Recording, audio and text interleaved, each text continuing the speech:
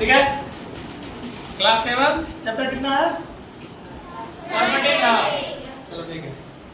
पहला सवाल बोल रहा है चौथा नंबर में, 3 तक बता दिए थे ना। चलो चौथा नंबर सवाल बोल रहा है संख्याओं x और 4 का योग कितना है? 9 है। बोल रहा है संख्याओं, देखो देखते बना देते, ठीक है, किताब में लिखा है पढ़ लेना। संख्या x और 4 का योग, योग मतलब जोड़, कितना है? 9 है। इसका आंसर हो गया ये। कोई दिक्कत? पहला बन गया। दूसरा का देखो, दूसरा हम बोल रहा है y में से 2 घटाने पर, y में से 2 घटाने पर कितना प्राप्त होता है? 8 हो रहा है। हो गया? कोई दिक्कत? सवाल नंबर तीसरा बोल रहा है जो 1 का 10 गुना 70 है, यानी 1 का 10 गुना कितना है? 70, मतलब 10 a बराबर कितना है? 70। यही ना बोल रहा है।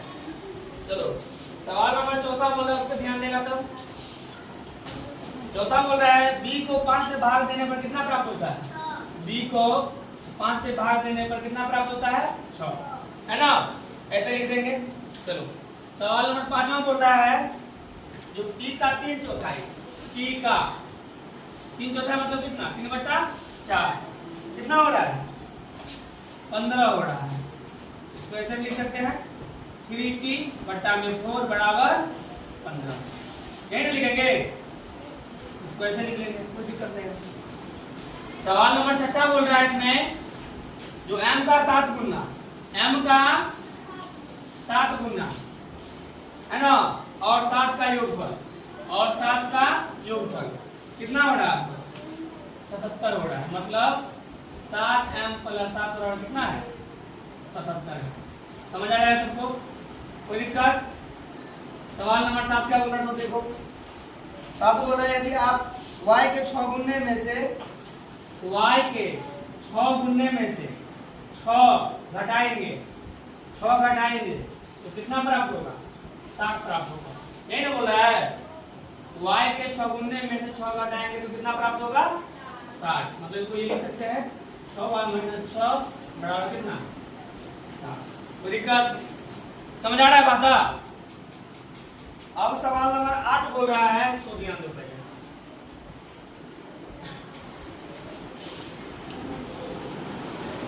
सवाल नंबर 8 ही ना बनाया अभी, इस सवाल नंबर 8 है, 7 पहले देख लो, ठीक है, कोई दिक्कत नहीं। 7 में बोल रहा है x की चौथाई, x का चौथाई मतलब कितना? 1/4 और ऋण 4 मतलब क्या? -4 कितना होता है टोटल? 4 देता है। तो इसको ये लिख सकते हैं जो x/4 - 4 बराबर 4, यही ना होगा। अरे का मतलब गुना, का मतलब गुना 1/4, x के 1 से गुना x बट्टा में 4 - 4 बराबर 4 हो जाएगा ना। अब सवाल नंबर 9 देखेंगे। कितना नंबर? 9 नंबर। 9 नंबर तो देखो क्या बोल रहा है। बोल रहा है z के 1/3, z का 1/3 में 3 जोड़ दिए तो कितना प्राप्त हो रहा है? 30 प्राप्त हो रहा है। इसको लिख सकते हैं z गुने 1/3 + 3 बराबर 30, मतलब z/3, ठीक है ना? हो जाएगा। कोई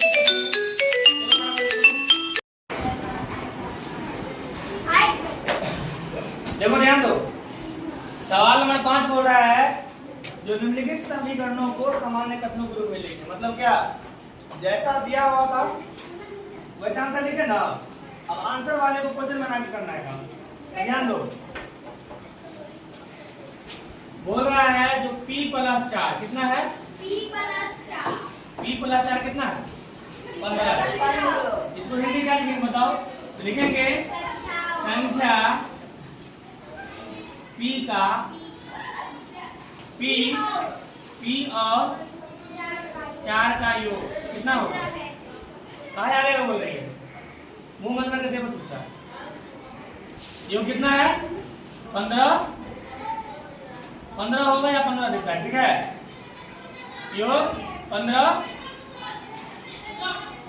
देता है, कोई दिक्कत नहीं, या होगा, ठीक है? जैसे भाषा के उसका करना करो। सवाल नंबर दूसरा बोल रहा है, देखो m माइनस 7 बराबर कितना है 3। यहाँ पे क्या लिखेगी बताओ? संख्या m और 7 का अंतर है ना, 7 का अंतर कितना है 3 है। कोई दिक्कत है? नहीं दिक्कत है। अब सवाल नंबर 3 देखो क्या बोल रहा है। सवाल नंबर 3 क्या है? 2m बराबर 7। क्या लिखेंगे बताओ? संख्या m का क्या गुना 2 गुना कितना होगा 7 होगा। भाषा पकड़ी आप? समझ आ रहा है? चलो सवाल नंबर चौथा देखो। चौथा क्या बोल रहा है? m बट्टा 5 बराबर कितना है 3 है। क्या लिखेंगे? संख्या m का 1/5 1/5 है ना। संख्या m का 1/5 कितना होता है 3 होगा। यही ना है? कॉमा देते हैं बीच में, ध्यान रखना।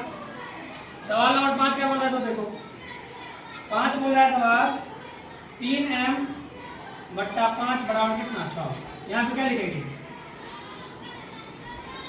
संख्या m का 3/5 गुना कितना होगा 6 होगा।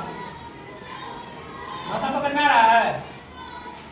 हाँ चलो अब सवाल नंबर 6 देखो। सवाल नंबर 6 क्या बोल रहा है? 3p + 4 बराबर कितना 25। क्या लिखेंगे?